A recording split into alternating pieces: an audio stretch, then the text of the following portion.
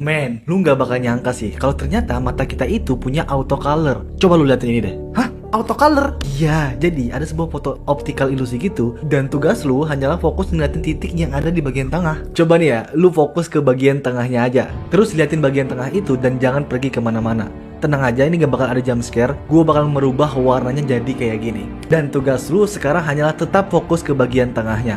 Usahakan untuk jangan berkedip sama sekali, karena pembuat foto ini sudah mengatur cahaya sesuai sensitivitas mata kita biar kita bisa menatapnya lebih nyaman. Oke? Dan sekarang gue bakal ngebalikin warna tadi jadi hitam putih lagi kayak sebelumnya. Tapi ingat, jangan jauhkan mata kalian dari titik tengah, atau warnanya bakal kembali jadi hitam putih lagi. Lu siap? 1, 2, 3. Gimana? Lu berhasil nyobainnya nggak? Yo!